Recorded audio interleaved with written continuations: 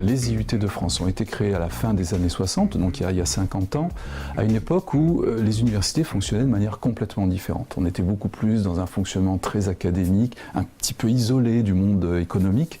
Et donc, à cette période-là, les IUT étaient quasi les seuls à fonctionner en lien direct avec la profession. Et pendant 50 ans, tout a évolué. Les universités ont été beaucoup plus ouvertes. Maintenant, on n'est plus la seule composante à travailler de cette façon-là. Et en plus, on a eu des lois qui ont modifié le fonctionnement de l'université. Il y a eu la loi LRU, donnant beaucoup plus d'autonomie aux différentes universités. La loi Fioraso, qui a un peu modifié le contexte global universitaire au sein de chaque académie, en créant les communautés d'université. Et donc, de ce fait, les IUT n'ont plus été considérés de la même façon qu'ils l'étaient il y a 50 ans, on va dire. Et il a fallu qu'ils s'adaptent. Alors, je pense que le côté important dans cette affaire, c'est qu'il ne fallait surtout pas que les IUT se retranchent en créant des sortes de châteaux forts ultra protégés, en se mettant derrière la loi qui permettait d'avoir une certaine autonomie. Il fallait au contraire qu'ils s'ouvrent. Et c'est ça un peu la difficulté. Ça voulait dire que les IUT ne pouvaient plus se permettre d'être fermés. Il fallait une ouverture vers le monde universitaire et le monde économique qu'ils avaient déjà. Et ça a entraîné un mode de fonctionnement différent et pas toujours facile à vivre. Voilà, donc je crois que moi, je suis très confiant dans l'avenir, en ce sens que les universités, pendant 50 ans, avec les IUT, ont créé vraiment quelque chose qui fonctionne bien. Les IUT ont montré tout leur côté positif et puis leur expertise par rapport à ce monde socio-professionnel. Et donc je pense que ça, c'est une base sur laquelle ils peuvent travailler et aider aussi les autres composantes à pouvoir fonctionner un peu de cette façon-là, en sachant que les universités sont obligées aussi de s'ouvrir.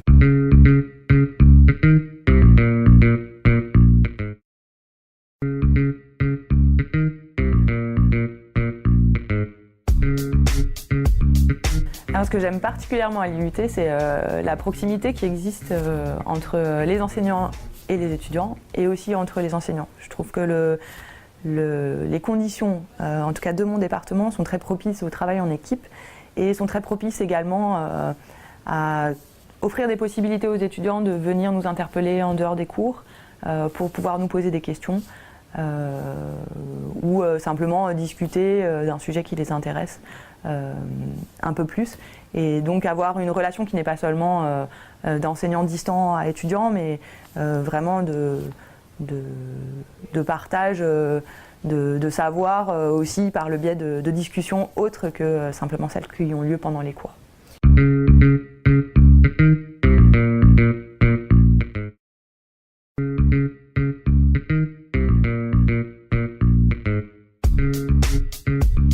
Dans les années 74-75, on a reçu en dotation la première machine à commande numérique de la région grenobloise. C'est tellement vrai que quand cette machine a été installée et qu'elle a commencé à fonctionner, nous avions carrément les industriels de Grenoble qui venaient la voir. On a reçu des gens de chez Nerpic, des gens de chez Caterpillar, puis d'autres boîtes, Dragon, je crois, je me souviens plus très bien, qui venaient voir pour ce que ces machines. Il y en avait déjà aux États-Unis, mais chez nous, c'était des premières. C'est une Ratier Forest. Et alors j'ai amené un petit ruban ici qui représente le programme informatique d'une de ces machines. Voilà. C'est un ruban perforé avec des rangées de 8 trous. Alors c'est très technique, hein. Il y a, le nombre de trous doit être pair, donc il y a un bit qui sert uniquement pour la parité, pour éviter les erreurs. Hein. Et la machine lisait le programme qui est ici.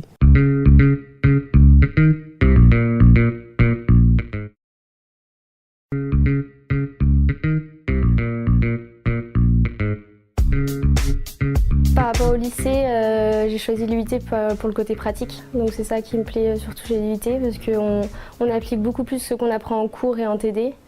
Et du coup, on sait pourquoi on apprend telle chose et on sait à quoi ça va nous servir plus tard. Et donc ça motive à travailler, quoi.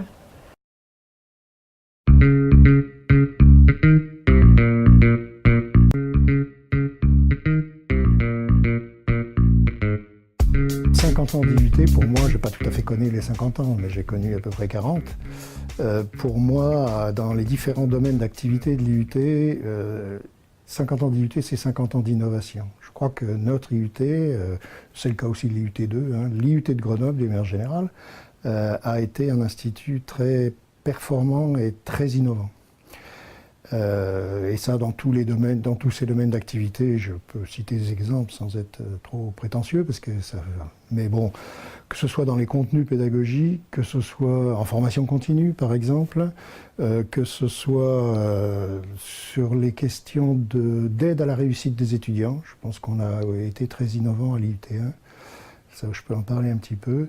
Et puis, vous le citez tout à l'heure, l'international. C'est vrai que l'ouverture vers l'international, qui est pour moi fondamentale pour les étudiants, c'est une ouverture d'esprit, c'est une expérience. Et donc on a beaucoup œuvré avec tous mes collègues vers l'international, avec des innovations, là encore, comme je le disais tout à l'heure, qui ont rendu remarquable l'IUT de Grenoble par rapport à l'ensemble des IUT de France.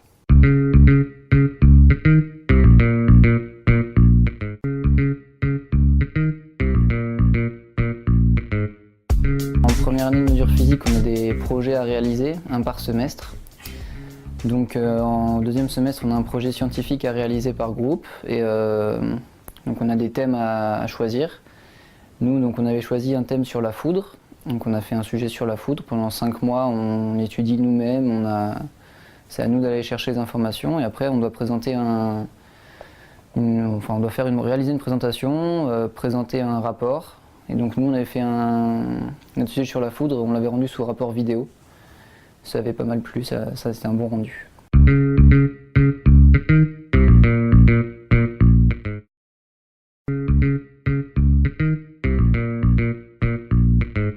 Il faut profiter des fenêtres qui s'ouvrent et pas hésiter à en ouvrir. Et le message que je passe aussi, c'est ouvrir le champ, avoir le champ large. J'utilise souvent cette expression, ouvrir son champ. C'est un message, et les jeunes sont très réceptifs à ça. Et ils savent que, je pense que comme moi j'ai pu le faire, ils n'auront pas une carrière toute tracée, 30 ans dans une même boîte, mais avec différentes orientations, différents métiers, Et c'est quand même génial. Et c'est riche pour tout le monde.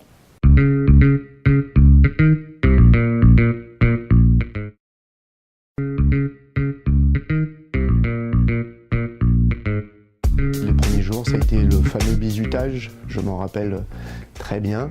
J'ai encore des photos que je garde justement de ce bizutage parce qu'il avait été un moment super agréable en fait d'intégration. Il n'avait pas été un moment contraignant, il avait été un beau moment festif et de camaraderie. Donc je garde vraiment un très beau souvenir de ces années vraiment très fortes pour moi.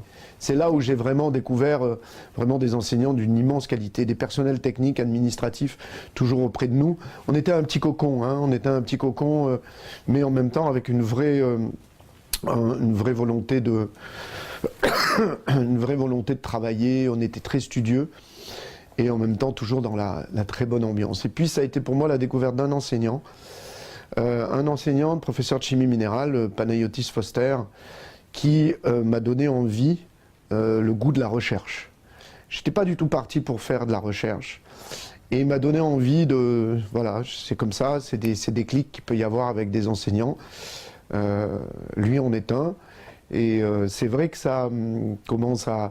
J'ai ensuite fait ma thèse avec lui dans les mêmes locaux que l'IUT. Donc comme quoi j'ai eu envie de rester là pour ensuite être professeur au laboratoire de glaciologie et géophysique de l'environnement à Grenoble. Mais voilà, c'est aussi ça a été une rencontre qui font changer finalement, qui détermine une carrière à un moment donné. Simplement que j'ai toujours un peu de nostalgie quand je passe boulevard Gambetta et évidemment ça me rappelle ces belles années.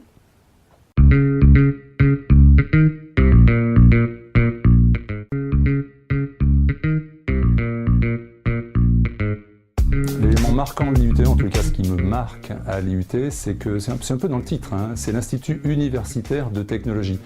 C'est le lieu où on y a un enseignement universitaire en lien étroit avec la technologie. Et ce que l'on peut remarquer quand on visite l'IUT, c'est la force, la dimension de cet enseignement technologique. On y voit des laboratoires, on y voit des plateformes technologiques, on y voit des équipements à dimension professionnelle, tout à fait moderne, tout à fait impressionnant, parce que c'est un enseignement de technologie que l'on dispense à des étudiants qui vont devoir utiliser pour leurs projets, leurs travaux pratiques du matériel. Mais en même temps, c'est le lieu, de par ces équipements, de formation pour des professionnels. C'est le lieu pour des chercheurs de l'expérimentation. Et donc, cet institut universitaire de technologie, c'est en lien étroit avec la technologie, le lieu où l'on va pouvoir justement voir dans ces ateliers de l'enseignement, de la formation continue avec des professionnels, des chercheurs qui mettent au point de nouvelles expériences, des entreprises qui viennent pour valider de nouveaux dispositifs ou de nouvelles expérimentations. Et ça, c'est quelque chose de fort à l'IUT.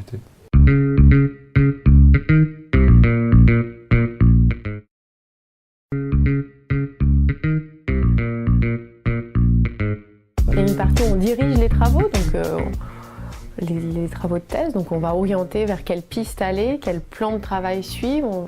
Après, on va être là pour comprendre le travail qui a été effectué, l'interpréter et avancer donc, en fonction des résultats obtenus.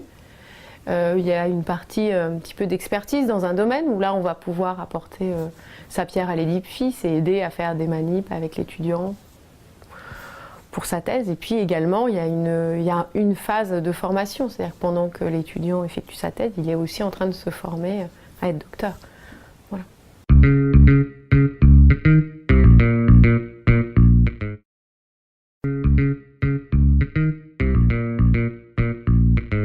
On allait prendre des contacts en disant bah, écoutez, il faudrait que vous essayiez de prendre nos étudiants en stage pour voir un peu ce qu'ils sont capables de faire et ensuite éventuellement les embaucher.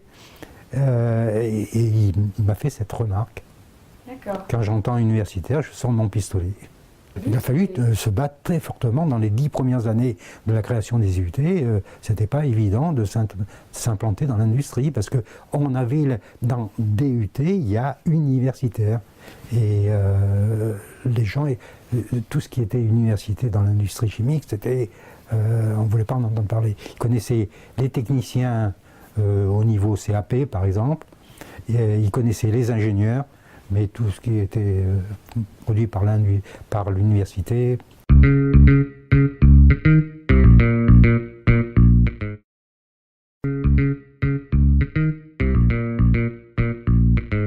Je suis actuellement en formation en alternance au CEA Grenoble, au LETI, au laboratoire composant microcapteurs.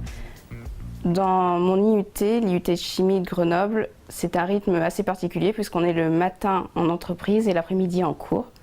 Mais je trouve qu'une fois le rythme pris, c'est très facile après de le vivre.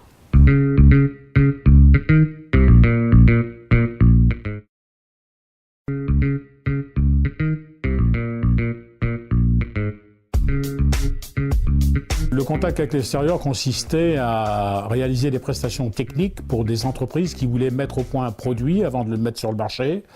Donc ils utilisaient nos installations qui sont assez particulières. Hein. Je vous disais, il n'y en a pas partout sur la place de Grenoble. Ça, c'est dans le cadre des prestations techniques pour des entreprises. Ou alors aussi, ce que je faisais de temps en temps, enfin assez régulièrement, c'est des prestations pour des chercheurs qui utilisaient notre matériel pour faire des essais dans le cadre de leur thèse, ou des EA, ou des choses comme ça. Donc là aussi, on apprend pas mal de choses. Hein. Ça permet d'enrichir un petit peu son vocabulaire, l'étendue de ses connaissances avec un petit C, je précise quand même. Mais c'est toujours extrêmement intéressant, oui, bien sûr.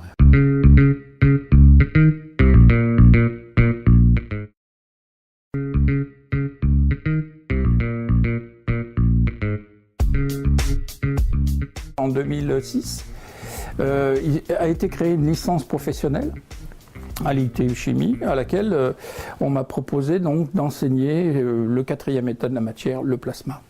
Et donc j'avais 8 heures de cours et j'ai eu beaucoup de plaisir aussi, là encore une fois, à travailler ce type d'exercice. Puis pour moi c'était super intéressant, c'était une boucle qui se fermait. D'étudiants revenir enseigner, c'était magique, vraiment magique.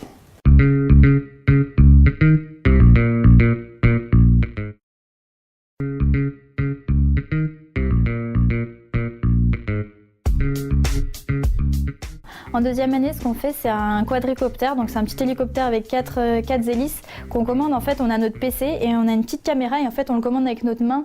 Donc quand on lève la main, il décolle. Quand on va à gauche, il va à gauche. Et donc c'est assez ludique comme projet, c'est sympa. Et ce qu'on essaye de faire maintenant, c'est de le commander avec la voix. Donc quand on dit on décolle, il décolle. Donc, ça marche moins bien, mais il y a du travail, mais du coup on se régale, quoi. C'est quelque chose qui me plaît énormément et c'est vrai que grâce à tous les moyens mis en œuvre par l'IUT, on peut faire des trucs vraiment sympas que j'aurais pas pu faire en prépa ou même à la fac où il y aurait pas de, on n'est pas aussi bien encadré avec autant de moyens, quoi. C'est cool.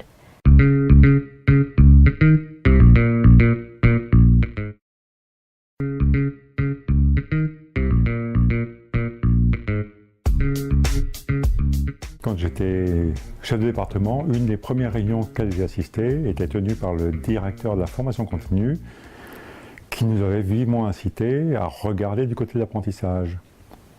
C'est vrai que ça n'intéressait pas énormément de monde, mais nous, on s'est dit, tiens, c'est peut-être un créneau à essayer. J'ai provoqué une réunion avec un certain nombre d'industriels pour leur demander s'ils étaient d'accord pour créer une section d'apprentissage. Devant l'enthousiasme que ça suscitait, eh ben on y est allé avec l'aide de mon ami Guy Martin.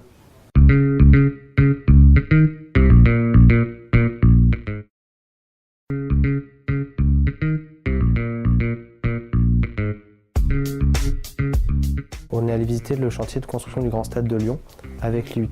Donc on était, moi j'y suis allé 2 fois. On y allait une fois avec l'IUT dans le cadre d'une visite qui était programmée. Et je suis allé une autre fois parce qu'on avait des enquêtes chantiers à réaliser, c'est-à-dire qu'on devait prendre contact, nous, avec des professionnels du bâtiment ou des travaux publics pour aller visiter un chantier. Donc c'était de notre choix, de l'envergure de notre choix. Et nous, on a choisi justement le Grand Stade de Lyon, donc on y était allé, on a rencontré un conducteur de travaux là-bas qui nous a fait visiter le chantier dans ce recoin et qui nous a expliqué sur son fonctionnement, sur son métier aussi, puisque même si nous, des fois, on étudie dans le cadre de nos matières, un peu le travail que font, on acquiert des connaissances de techniciens, essentiellement techniciens, mais on ne sait pas pour autant à quel métier correspondent quelles compétences, parce que c'est assez flou dans le sens où dans les grands groupes, par exemple, les gens vont avoir des tâches très définies, alors que dans des plus petites structures, ils vont être multitâches. C'est quelque chose de... Et aller sur le terrain, on est beaucoup poussé à aller sur le terrain. Et c'est quelque chose d'intéressant parce que ça nous permet justement de découvrir vraiment et de parler avec les gens qui font au final ce que nous on fera probablement plus tard, ou peut-être.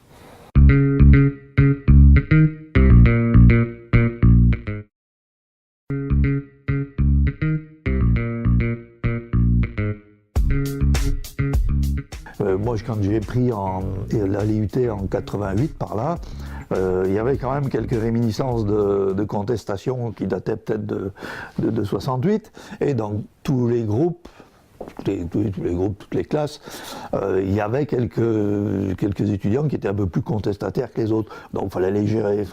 Bon, nous c'est relativement facile dans le technique parce qu'on se raccroche à la vie d'une entreprise, à qu'est-ce qu'on va leur demander après, etc. Donc on arrive toujours à maîtriser un peu l'affaire. Mais fallait faire attention quoi à ça. Et puis à partir des années 95-2000, ça s'est relativement tassé ça et les relations sont devenues plus paisibles, on va dire. On pouvait discuter d'égal à égal avec les étudiants, surtout pendant les TP, pendant les projets, pendant les stages, parce qu'on les suivait en stage évidemment. Donc ça, à la fin de la deuxième année, à la fin de l'IUT, il y a des étudiants qu'on connaissait vraiment très bien. On venait leur serrer la main, enfin c'est eux qui venaient nous serrer la main. Et même actuellement, quand on en retrouve, c'est quand même assez gratifiant d'en retrouver en ville, par exemple, et qui disent « Ah, bonjour monsieur, vous ne me reconnaissez pas ?» Alors on les reconnaît toujours, parce que la tête, on ne l'oublie pas bien. Le nom, lui, il est parti. Et puis, c'est intéressant de leur demander ce qu'ils ont fait. Ils disent « Ah, ouais, on était contents, machin. » Bon, même s'ils ont râlé tout le temps, c'est quand même intéressant, après coup, de les entendre vous reconnaître déjà, et puis de les entendre dire ce qu'ils ont fait.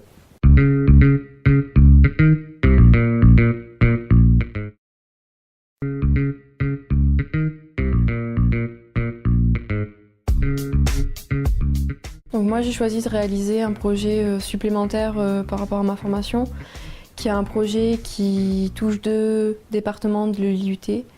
donc mon département, donc la chimie, et le département GE2I, donc électrique, informatique industrielle. Et en fait, ce projet, c'est un projet robotique pour lequel on doit construire un robot qui a certaines caractéristiques et qu'on présentera lors d'un concours à Paris au mois de mars. Déjà, ça m'apporte de la communication avec un autre département qui n'est pas du tout au même endroit que moi, donc c'est apprendre à communiquer par mail, par téléphone. Et après, ça m'apporte aussi des nouvelles connaissances, notamment en programmation, qu'on ne fait pas du tout en chimie. Et voilà, après c'est plus de la relation humaine avec les autres et voilà, savoir communiquer vraiment.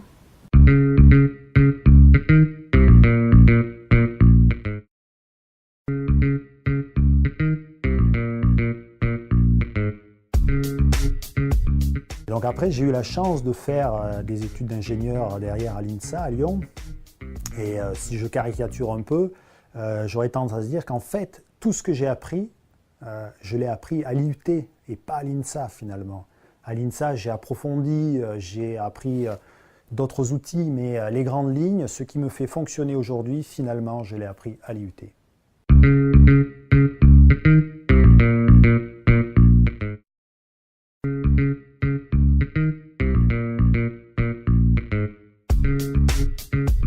Les échanges avec les industriels aussi, ça c'est quelque chose qu'on a découvert, parce que tout au début, il y avait même une peur des universitaires de dire le patronat vont mettre la main sur la formation. Et en fait, ça ne s'est jamais passé comme ça.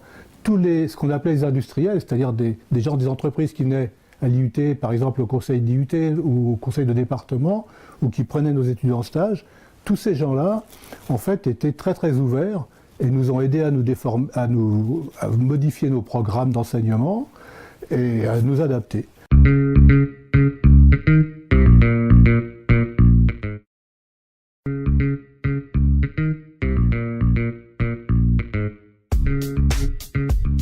La formation continue s'est créée à l'IUT il y a déjà très longtemps, je ne me souviens plus exactement la date à laquelle cette formation continue s'est créée, c'était les cours du soir, donc la promotion sociale du travail, la PST comme on l'appelle. Et cette PST donc s'est bien développée, c'est vrai au départ, mais c'était des cours qui avaient lieu donc en soirée, donc après 18h, donc de 19h à 21h, 22h parfois. Mais les effectifs baissaient donc régulièrement. Pourquoi ? Parce que les gens qui étaient dans le milieu industriel étaient de plus en plus diplômés. Bon, donc ils venaient moins suivre des formations. On a essayé de mettre en place la formation en alternance à l'IUT très rapidement. Alors j'étais à l'origine de la formation en alternance au département génie thermique, où on a fait une alternance à la semaine, c'est-à-dire on prenait donc les jeunes le jeudi en fin de semaine, donc le jeudi, le vendredi et le samedi matin d'ailleurs, donc en alternance, c'est mon cours du jour, et on a pu développer de ce fait au départ donc la formation qualifiante, donc le contrat de qualification, qui s'est transformé ensuite en contrat de professionnalisation, donc avec les entreprises, et puis on a pu mettre aussi l'apprentissage donc en place, sous forme d'apprentissage qui faisait venir plusieurs ouvriers d'entreprises, plusieurs alternants d'entreprises différentes. Là aussi, c'était passionnant à mettre en place.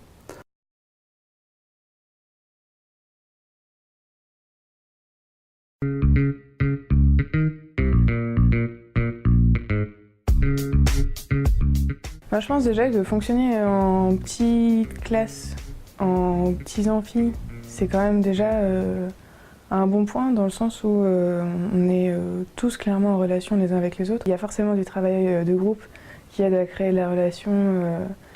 Et puis je me souviens des cours, les cours de langue sont mixés entre les différentes classes, donc s'il y en a que tu connais pas, au final à la fin tu apprends à les connaître aussi. Donc tu as un peu l'impression de faire partie d'une petite famille. 250 personnes, mais quand même une petite famille, quoi. Voilà.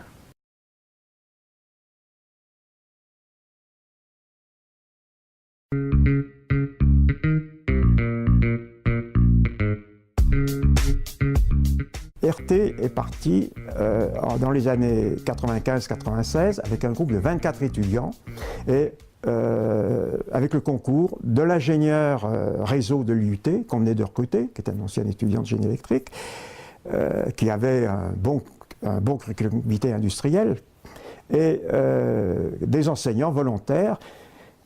Et à partir de ce moment-là, il a fallu trouver la place. Donc le directeur de l'IUT s'est efforcé de faire rénover des locaux. Alors une chose qui est très intéressante, au moment où on a rénové les locaux, en particulier dans les ateliers, on a fait une place pour les bureaux des enseignants. Ça n'avait pratiquement jamais été fait dans les départements de génie électrique, tout au moins dans le département de génie électrique à Grenoble. C'est une très bonne opération pour le suivi des étudiants et ça rend beaucoup plus vivant la cellule technique, des techniques. Voilà.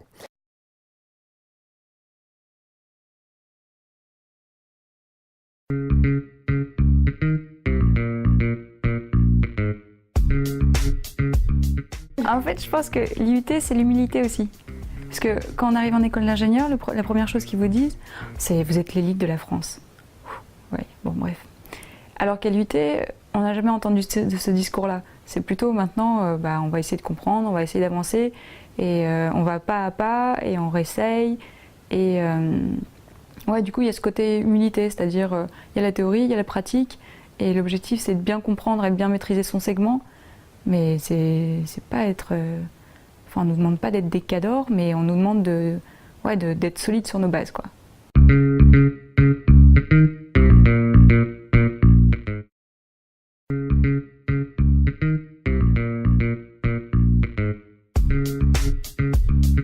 Les professeurs sont exceptionnels. Honnêtement, on a eu des professeurs qui sont restés jusqu'à minuit des poussières à l'IUT pour bosser avec nous sur des projets de robotique, une compétition qu'on a fait l'année dernière. Et c'est pas une profession qu'ils font, c'est une passion et c'est ce qui me plaît le plus, moi.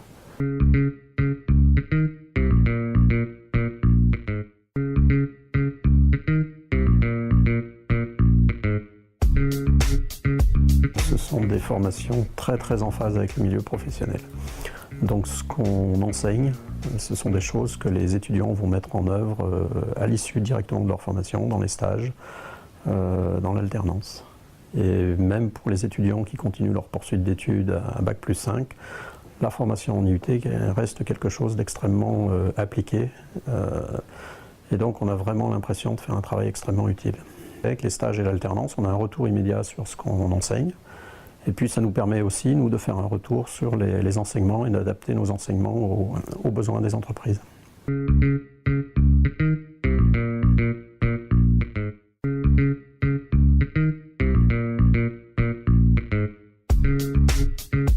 Je suis arrivé en 1997 à l'IUT de Grenoble en tant qu'enseignant dans le département génie électrique. Et il y avait déjà dans l'IUT pas mal de travail avec des sportifs de haut niveau de par la place de Grenoble et son rayonnement sportif.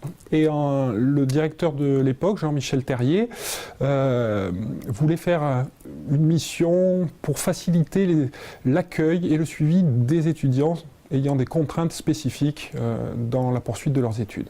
Et donc il avait lancé l'idée et c'est vrai que j'ai pris rendez-vous avec lui pour lui dire attention, j'ai pas envie de mettre un label simplement sur l'IUT, mais il faudrait qu'on fasse quelque chose vraiment qui fonctionne et qui soit au service des étudiants. Et le directeur m'a dit mais c'est exactement ce que je veux faire. Alors il m'a dit ben voilà, je te donne carte blanche, allez, en route. Et donc on a démarré dans les années 2000, 2001, 2002. On a mis en place, donc on a structuré ce qu'on a appelé la mission parcours spécifique de l'IUT. Et notre idée générale a été de dire, nous allons l'orienter vers l'accueil de tous les étudiants ayant une contrainte dans le suivi de leurs études. Alors cette contrainte, on a retenu 3 contraintes principales, celle du sport de haut niveau, celle du handicap ou des problèmes de santé un peu importants. Et le troisième, c'est le suivi d'une carrière artistique pour lequel on demande un engagement quand même fort, donc en lien avec le conservatoire. Donc on a fait d'abord un gros travail de réseau pour rencontrer les gens, voir les besoins du conservatoire. On a travaillé avec l'Institut des jeunes sourds de Chambéry aussi, très bon contact avec voilà ce qu'ils nous ont dit, ce qu'ils attendaient aussi de l'accueil en supérieur. On a travaillé avec la clinique aussi du Grésivaudan sur tous les problèmes psychologiques qu'avaient certains étudiants. Et on a fait vraiment un réseau et on s'est dit voilà comment on va s'organiser. cercle. Donc nous, on a travaillé sur l'accueil des étudiants, sur la construction d'un parcours sur 3 ans au lieu de 2 ans, souvent, parfois 4, dans des cas très particuliers. Je me rappelle notre étudiant sportif, un rugbyman en équipe de France. Là, il a fallu passer sur 4 ans. Il était à Marcoussis, il y avait beaucoup de trajets. Mais voilà, le but étant d'amener l'étudiant en réussite. Voilà. Pas mettre un obstacle trop haut et être sans arrêt en train de redoubler en disant non, vous n'y arrivez pas. Et c'est le deuxième travail qu'on a fait, c'est la direction des équipes pédagogiques pour leur donner aussi les outils, les moyens, peut-être leur expliquer aussi le handicap, comment on peut recevoir un étudiant sourd profond en études de génie électrique et l'amener à la réussite. Voilà.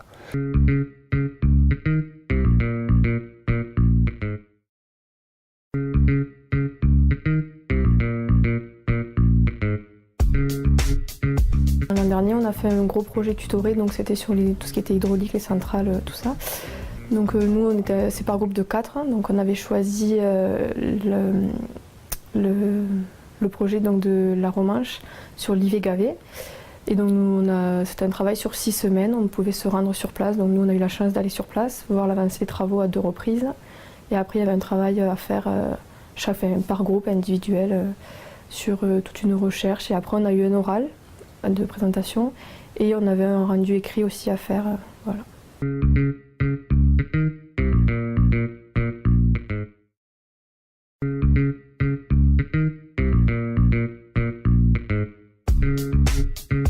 À la base, je devais partir sur un BTS, électrotech. Puis finalement, avec le sport, comme je suis sportif de haut niveau au Brûleur de Loup en fait, en hockey sur glace, le BTS il me proposait pas un horaire assez aménagé pour les entraînements. Du coup, j'ai un peu regardé et le DUT il propose un parcours aménagé sur 2 ou 3 ans. Et du coup, j'y suis allé, j'ai fait ma candidature et j'ai été pris. Initialement, le truc c'était de le faire en 3 ans, donc j'avais 2 tiers des matières la première année, à peu près la même chose la deuxième année et le reste la troisième année. Ça me permettait de sauter des cours pour mes entraînements et puis ceux que j'avais sautés, je pouvais les rattraper durant mon temps libre parce que j'avais plus de temps libre.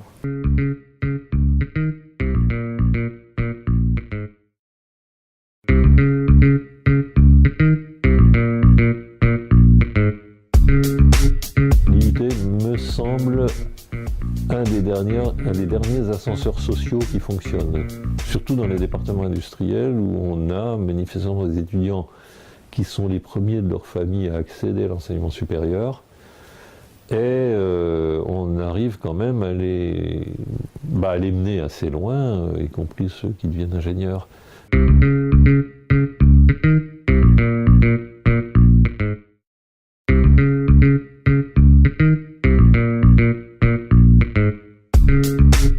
Alors en deuxième année d'universitaire, on doit effectuer un projet tutoré. Et il se trouve que cette année, j'ai eu le droit de participer au 4L Trophy en 2016. Donc chaque année, il y a 1 ou 2 équipages qui ont l'accord par l'université, enfin en tout cas dans notre département pour partir. Donc évidemment, on doit monter un projet lié à notre formation à côté de ça. Et j'ai la chance de partir au mois de février au Maroc avec le 4L Trophy. Et je pense que c'est l'aboutissement d'un long projet et de quelque chose de très important pour nous parce que voilà, il n'y aura que des étudiants. Donc c'est quelque chose qui vraiment nous tient très à cœur et on sent bien que l'IUT s'investit aussi parce que voilà, qu'ils nous accompagnent déjà dans notre projet. Alors on a eu l'accord définitif de l'université qu'en septembre parce qu'avec les vacances scolaires, on n'a pas pu les joindre avant. Mais on avait commencé avant au cas où, histoire de leur montrer notre détermination pour participer. Et voilà, depuis septembre, on se donne et ça prend forme. Voilà, quand la voiture arrive, quand elle est bientôt prête, les sponsors, tout le monde qui nous accompagne. C'est vraiment quelque chose de particulier et quelque chose que je pense je vais me souvenir vraiment toute ma vie.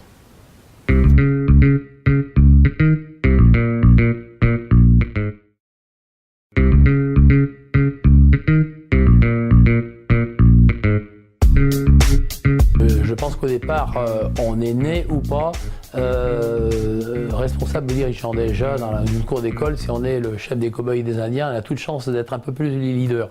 Mais l'IUT est là pour compléter le dispositif.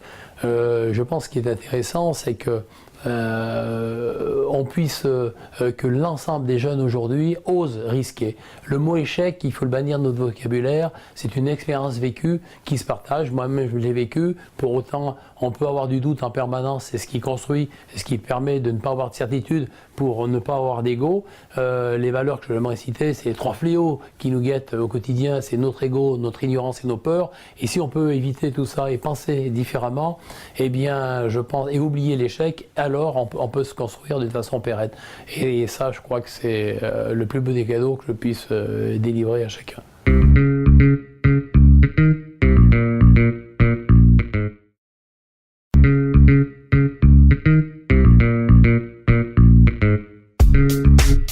Quand je suis arrivé à l'UT, je voulais faire des études courtes, donc m'arrêter à Bac+2 et puis travailler.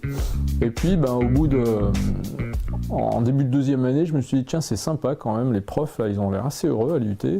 L'environnement est intéressant, l'environnement de travail. Et je suis allé voir un prof d'électronique de l'époque et je lui ai demandé ce qu'il fallait faire pour être prof à l'UT. Voilà, je me suis dit, tiens, c'est pas mal, je vais essayer ça. Donc il m'a expliqué qu'est-ce qu'il fallait faire comme poursuite d'études. Donc j'ai poursuivi mes études, j'ai passé une thèse et puis donc j'ai eu un poste de maître de conférence à Chambéry. Moi je suis savoyard d'origine. Et en 2004, il y a eu une opportunité de revenir sur Grenoble, puisque un collègue partait à la retraite, donc il y avait un poste qui se libérait. Et le collègue qui partait à la retraite, c'est celui qui m'avait conseillé pour poursuivre les études et être prof à l'UT. Donc la boucle s'est un peu rebouclée. Et donc aujourd'hui, ça fait la 12e année que j'enseigne à l'UT. Donc je suis passé de l'autre côté de la barrière. Du coup, comme moi j'ai trouvé que le système était intéressant, j'en parlais un peu positivement à mes enfants. Et mes 3 enfants ont fait un DUT finalement. Et poursuivre soit sur des études courtes, soit sur des études longues, sachant que l'IUT permet, c'est un vrai tremplin parce que ça permet de faire des études courtes, s'arrêter à Bac+2, on peut faire un an de plus en licence professionnelle pour Bac+3, on peut aller jusqu'à faire une école ou un master pour Bac+5, et puis il y en a qui vont poursuivre en thèse, qui vont passer un doctorat, comme beaucoup d'ailleurs d'enseignants de l'IUT qui sont passés par l'IUT et qui ont ensuite fait un doctorat. Donc c'est quelque chose qui amène à plein de types de métiers et des poursuites d'études à différents niveaux. C'est pour ça que c'est intéressant.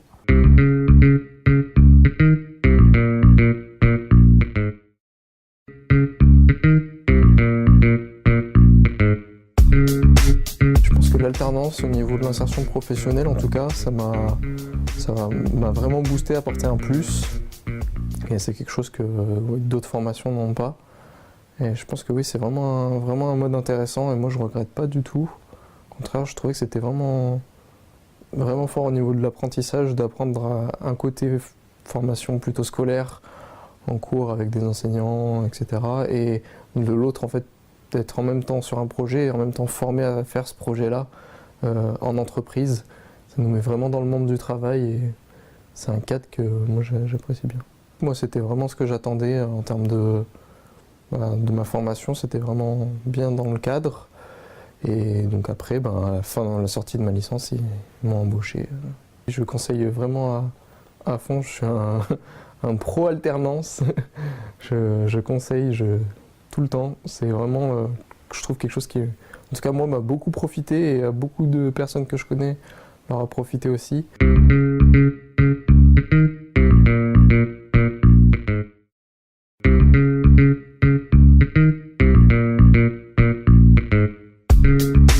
La formation est complète. Il y a à la fois de la science, de la gestion, de la culture générale et du professionnel.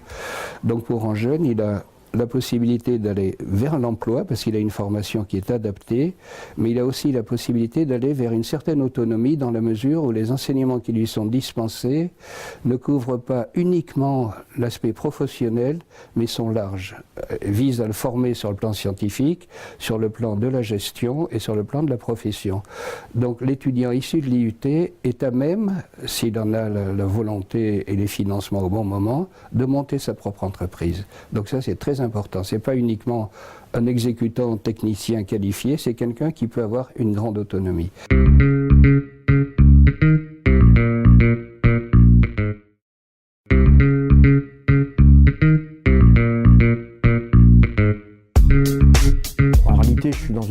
de chargé de mission, donc j'ai une lettre de mission du directeur qui m'a mandaté pour animer l'équipe. Bien évidemment, je ne suis pas tout seul. Cette équipe, elle est composée, on va dire, de pilotes.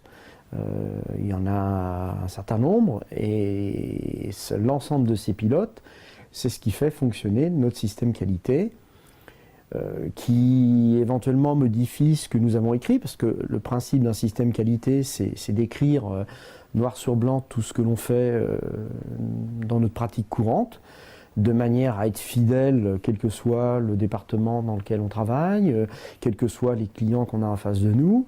Et donc, c'est de faire évoluer ce qu'on appelle ces dispositions, que nous on appelle processus. Donc ces dispositions, on les fait évoluer donc en fonction des changements de pratique, en fonction de notre tutelle aussi, puisque nous sommes tributaires de l'université Joseph Fourier, et de plus en plus, il y a des missions qui nous échappent au profit de l'université, et donc du coup, ça transforme un peu nos façons de procéder. Et donc le but, c'est de contrôler qu'on est toujours dans la qualité, qu'on est en piste d'amélioration permanente, que nos clients, alors nos clients c'est nos étudiants, c'est nos alternants, c'est nos apprentis, et c'est aussi les entreprises qui nous confient des jeunes, que tous ces clients sont satisfaits des prestations qu'on leur offre par rapport à leur passage chez nous.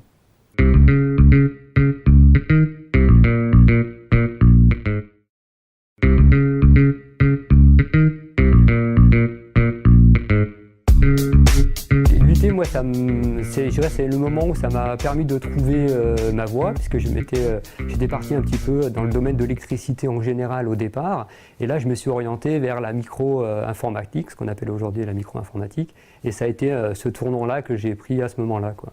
Dans le domaine dans lequel je suis resté, ça m'arrive très régulièrement de revoir des profils de personnes ou des stagiaires qu'on a pris qui viennent de l'IUT ou qui sont passés par l'IUT. Donc il y a ce côté-là où je dirais l'IUT 1 de Grenoble est connu et reconnu, on va dire, sur le bassin grenoblois et au-delà. Et on rencontre très souvent des personnes qui sont passées par l'IUT, même si derrière ils ont fait des études d'ingénieur, etc. Donc il y a toujours ce petit rappel. Et puis moi, personnellement, par rapport à mon expérience, et effectivement, j'ai rencontré à ce moment-là des personnes qui étaient motivées et moi, ça m'a amené à me challenger, à dire voilà, c'est vraiment ce domaine-là qui me plaît et moi aussi j'ai envie d'aller de l'avant sur ces sujets-là, quoi.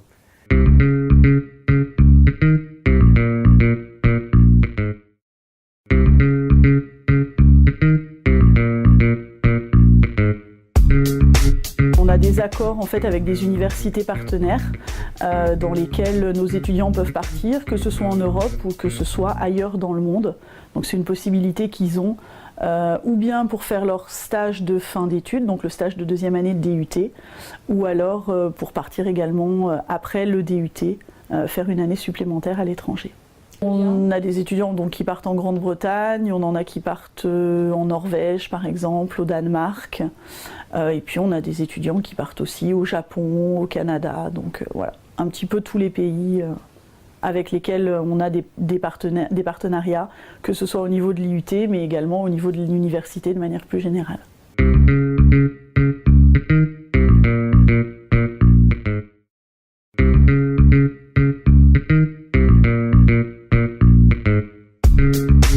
C'était tout début, donc il fallait construire tout l'enseignement, les supports, et j'ai trouvé ça, c'était une très belle aventure humaine. On travaillait vraiment en communion avec les enseignants et aussi les étudiants, ce qui fait qu'on avait quand même du cœur à l'ouvrage, il y avait beaucoup de choses à faire, mais c'était fait dans un esprit très solidaire.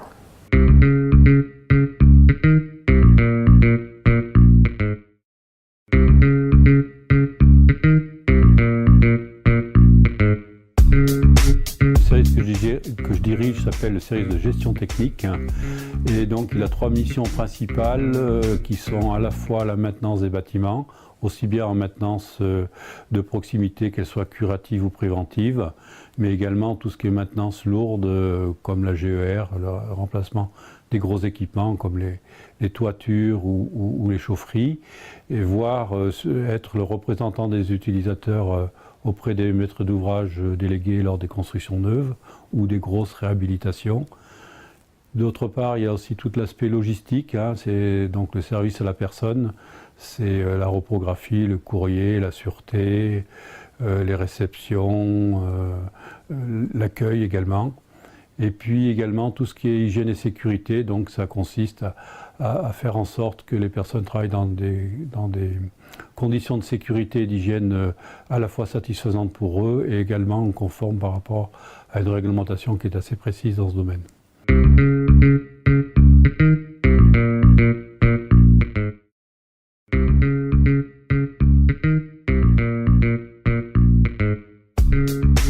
Ma promo, c'était la première à profiter de ce semestre décalé. Et qu'est-ce que j'en ai pensé? Eh ben, on est en groupe plus réduit que la promo normale. Alors, je pense que ça ne conviendra pas à tout le monde, mais à certains, comme moi, ça me convenait bien. J'aimais bien être en petit groupe, on s'entraidait, tout ça. Enfin, c'était une approche un peu différente. Et finalement, on retrouve ça en licence pro parce qu'on est aussi une petite dizaine. Et donc, voilà.